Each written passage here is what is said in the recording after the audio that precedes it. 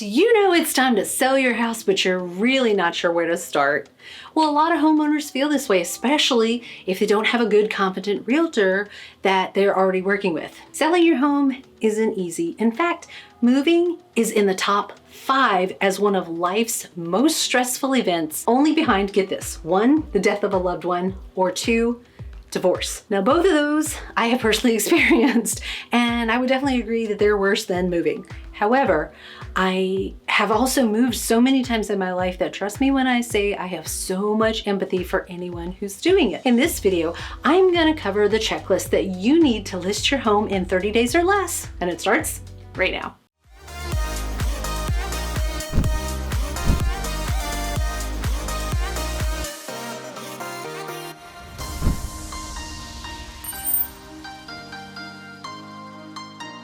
Hey there, I'm Dana Weiss, a real estate agent here in gorgeous sunny Melbourne, Florida with Real Broker LLC. Thanks so much for watching. Be sure to share this video with any of your family, your friends who might just be ready to make the leap to selling their home. And if they're in the Melbourne area, tell them to make the wise choice. Now, if we consider the whole moving process, it really starts when you make the decision to move, right? You're researching where to move to, timelines, logistics, so on. It's enough to make you want to go bury your head in the sand, or if you're like me, it's enough to keep you up at night, especially when the realization hits that you need to sell your current home. Ouch. And if you're like most people, you'll need to sell your home while you're living in it, which is a much more challenging way to sell your home than selling it empty after you've moved. So for this video, we're focusing on selling while you're still in it. How do you go from being not ready at all, just receiving the news of moving, right, to listing your home in, say, 30 days? While you're still living in it even. Obviously, some won't need as long as others to prepare their home.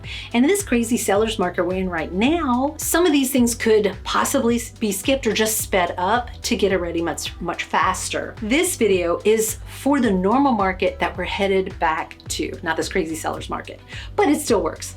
In this video, I'm gonna give you a step-by-step guide of what you can do to successfully prepare your home for listing and to show your home in the best possible light once it's ready. So let me just say, listen closely here, that the work you put into preparing your home to list can directly translate into a higher purchase price as well as fewer days on the market. And what seller doesn't want both of those, right? Yes, please. The fewer showings you have to do along with more money in your pocket.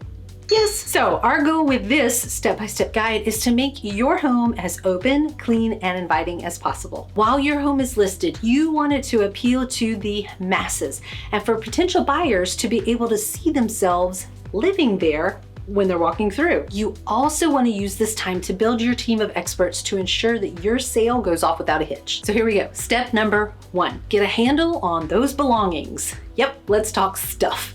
This is one of the steps that will probably take the longest to do. You need to take a look at everything in the house and put it into one of 3 categories. The first category, items that you need to keep and still use while your home is being listed. Category 2, items you definitely want to keep, but you're fine with them being packed up now. You don't need them while you're still living there. This should include all those extra things that you have lying around that just don't need to be there for a new owner, such as artwork or seasonal items, all those knickknacks, valuables, and yes, get this one, excess furniture. Everybody has it. Remember, you want your home to be as open, as neutral, and inviting as possible. And come on, let's be honest, that portrait of your great-great-grandpa staring down at passersby in the hallway is probably better off packed up to go to your new home rather than welcoming new buyers as they try to see their own things in the home. And finally, category 3, items that you don't want or just need to keep at all. You want to ask yourself, do I really want to pack this up, move it to the new house, unpack it, and find a place for it in the new home? If the answer is no or probably not, then you want to donate it or sell it. Just get rid of it. Be ruthless here. Be picky during this stage.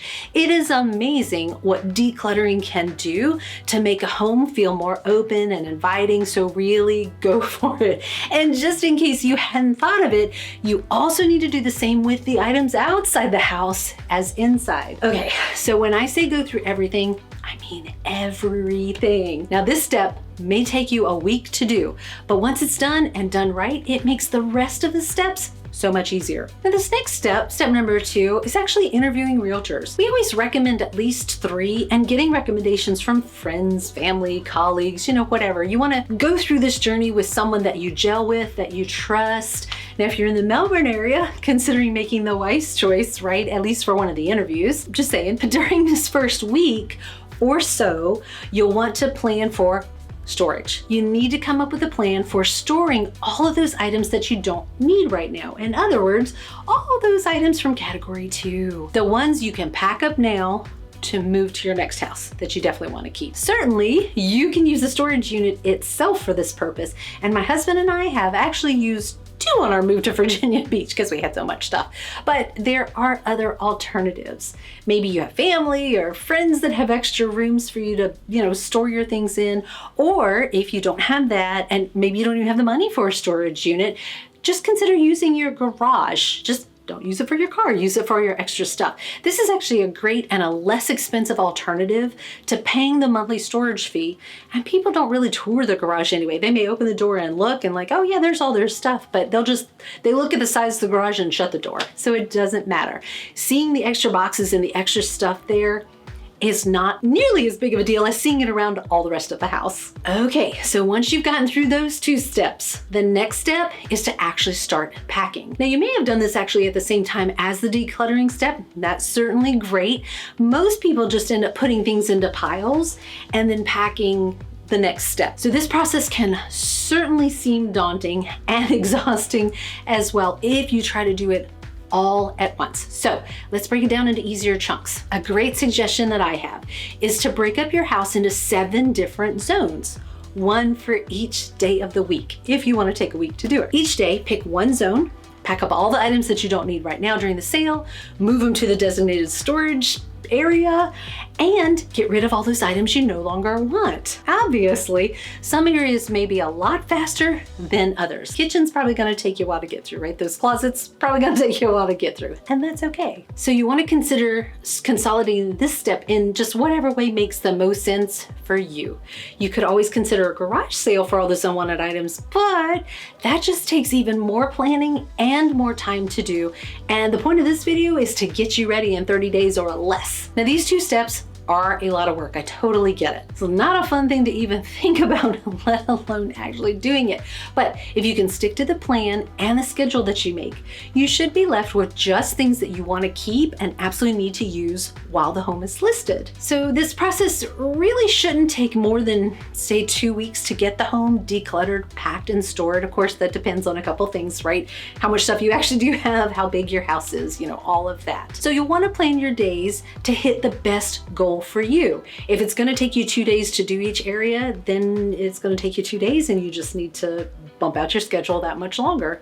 Okay, so first off, congratulations, you should be feeling pretty good about yourself right at this point. The next step, yes, there are still a couple more steps, right? The next step is to actually make repairs. Now that you've gotten rid of a bunch of stuff, you need to walk around the house and look at it really closely. Try to look at it from a fresh eye, a fresh perspective.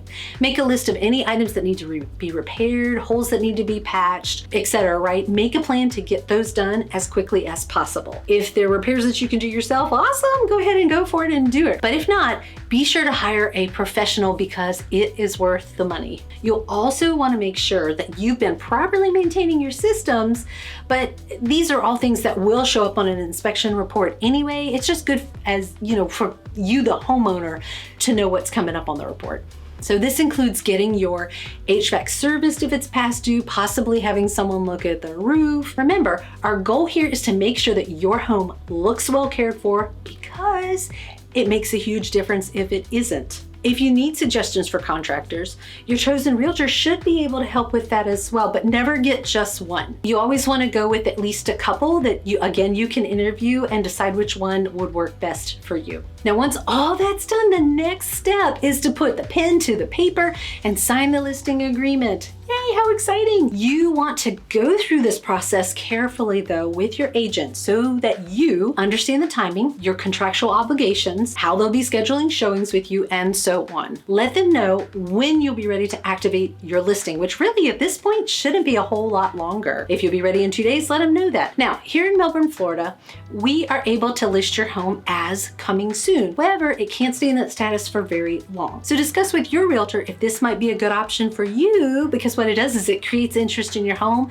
before it's even officially on the market or even able to be shown. Now, keep in mind, your realtor needs time to schedule a professional photographer, so you do need to give them notice for when you'll be ready. Oh, and pro tip here, if your agent isn't using a professional photographer, if they're walking around with their camera on their phone, run to the next agent. Not that you can't get some good pictures, you know, I mean, the quality of the cameras are really good on phones, but it makes a huge, huge difference in the quality of the pictures using a professional photographer. So please use a professional photographer. And now this leads us to the next step.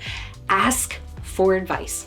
Ask your realtor or professional stager for advice on how to stage your home for the best showings. If you truly did the decluttering that we talked about, this is already much more impressive than a home full of stuff that you have to cut a path through to even try to get through the home to look at it. Staging is something I actually personally highly recommend, and it's statistically proven to help your home sell faster and for more money. And then the next step is planning for those showings.